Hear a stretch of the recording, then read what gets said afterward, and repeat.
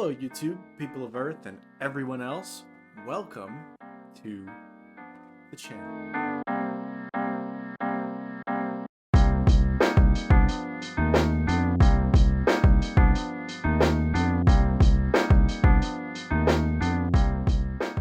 In today's video, I wanted to showcase some clips in the background of me playing Marvel Rivals and kind of talk a little bit about my thoughts about it. First of all, playing Marvel Rivals has been a pretty good time. I'm starting to really figure out who I want to play. For tanks, I'm still a little split between Thor and Emma Frost, though pretty soon I'll probably commit to one of them. I was probably leaning more toward Thor. That way my attack strategy can kind of be the same in terms of, even in quick match, you still got to have some strategy to put some wins on the board.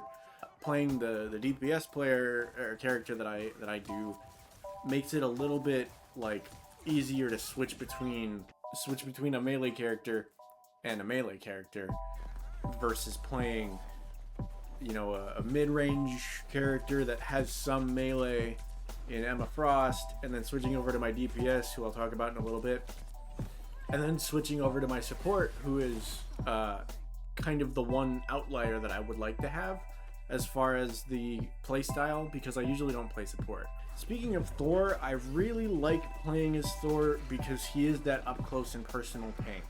I have always liked playing dive characters in a lot of games. I've always really liked aggressive characters with some trickery to them. One of my favorite parts about playing Thor is that if you get up close and start swinging and going ham, you can then hit your well, in my case, I'm playing on PlayStation 5. One of the things you can do is hit square after you've been meleeing a little bit, and then start backing up so that you don't like get way out of position, and your team can kind of arc around you and kind of start pointing inward. And you also have range that you get a four attack melee, and I'm really enjoying playing that, even though I'm not a great Thor player. I've been really like desperate for mobile characters, which actually brings me to my debate for who I'm playing DPS wise. The two characters otherwise that I've been playing were actually Winter Soldier, who is, ironically enough, a hard counter to my actual DPS character that I'm playing, but I'm also trying to play some Hawkeye, who is even more of a direct counter if I see my own character. However, the character that I'm really getting into, and you probably have seen from the gameplay by now, I've been playing Black Panther.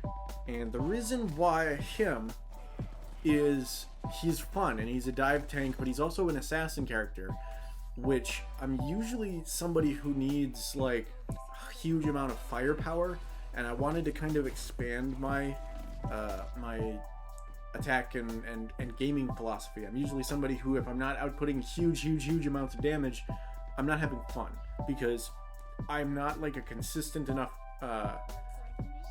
aimer in these hero shooters that I'm able to keep my aim on moving targets too well, especially on controller, but even on mouse and keyboard I'm still pretty not efficient at tracking. But with Panther, he's got a weird way of outputting damage, and it's loops, right? It's repeatable loops. And with that, I also am learning how to use flank routes on these maps, which is actually how you get better in a lot of cases to improve at making your decisions with Panther. And I have also thought about playing Spider-Man, but the reason that I'm kind of shying away from him is I'm kind of already used to Panther's kit. I really like the spear for a little bit of range before you dive in, and you can get some good damage going in off the spear, and you can also continue to play a really neat little aggressive playstyle while also just not being in the fight. It's a really neat character in my opinion, and I really like his kit. The reason I haven't picked Spider-Man also is he seems slower than Panther, which is weird because he can actually go further with his mobility, but he also just, to me, feels really like he feels like he's way more skill than I have for the game at this point, and I think that once I get Panther down, I might switch over to Spidey, because the addition of the same playstyle with a little bit more like aiming involved in it, I'm kind of enjoying that parallel. But I also really like the way that Panther plays. You're not just web, get over here, uppercut. Like you're not just doing that, or you're not doing web strike, web strike, web strike. You're actually more than just being like a constantly moving target. As Panther, you're a hidden target, which is actually better for me, I think, is a big part of it. So with Panther, I'm really enjoying playing his kit, because if I don't want to be in the fight, I don't have to engage. If I want to like spot a little bit and get, maybe get some pings out, maybe find their supports and wait for them to pass me by so I can go in behind and then get out. I'm still working on my combo consistency. One of the hardest parts about his kit is that he has to be close to really do a lot of damage. To do even more damage, you actually have to go fight and get hurt, because he's got the 100 HP damage boost. I'm working a lot on combo consistency as well as kind of job consistency, because I find myself in a lot of cases hanging out on my flanks for too long. The reason that I like his kit better is just it feels a little bit simpler and just a little bit more of my speed. So anyway, I like Panther a lot, to wrap that part up. And then for my support, they're the only one that I actually kind of am breaking my melee rule, because not to broadcast that I like can't aim at all, because I do have like instance aim, I just don't have continuous aim. So playing Cloak and Dagger gives you an ability to kind of just lock onto targets, which is nice for me, because then I don't have to fully track them. It's good to keep the tracking going, but your job as a Cloak and Dagger is a lot more heal, get the heals off, and then once your team is back to decent health, then you switch to Cloak and use your pulse, your big wall to actually buff your team's damage against the enemy teammates that get caught in that wall. And kind of an ability that I haven't really figured out 100% is the like invisibility speed boost thing. I haven't quite figured that out yet. For me though, I use it more for myself. Hello? Can I reset the router? Yeah.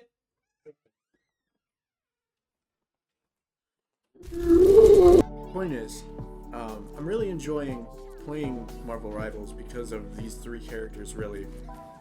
And with Cloak and Dagger particularly, having a support that I can play and is decent for me, but not like so challenging, is actually a really nice thing, because Thor is fairly challenging, Panther is really challenging. He's a very hard character to play, and having Cloak and Dagger, not having to worry so much about like my aim and about my about my positioning so much as just being in the back. The big awareness that I have to have is when do I go through, like when do I go my alt, like when do I use my alt, and usually it's either around like a moving objective, or it's around a stationary objective while your teammates and the enemy is there, right? Because what it's doing is it's really giving you some invisibility, other than when there's a Magneto that knows what they're doing. And there's also a pretty good amount of space denial there, which is weird for a support. You usually don't get space denial with a support in my experience. But also I'm a Panther main now, so like supports aren't supposed to take up space. They're supposed to be keeping the space like healthy for your team. And one of the struggles that I actually have playing support is that I'm usually a pretty aggressive player, I go in when I shouldn't, which is kind of why Panther is a good practice for me, because he's like used to hanging behind cover, and actually that's what you're supposed to do until you're kind of in a fight, and then you go in and you do your dive, and then you win or lose depending on if you land your combos, if you know, take them by surprise. The element of surprise is huge. I mean, I've had it a couple times now in quick match in casuals that I'll stand next to somebody or I'll follow somebody because I was hidden and they didn't look at me and they didn't see me. So I also just find it really funny with Panther that I've had a couple times where I'll like scoot around a corner, and there was one particularly where I had a Penny chasing me, and just as her ult was ending, I scooted around a corner and ran up the wall with Panther, because that's one of the nice things he has, and then did the double jump to get higher up.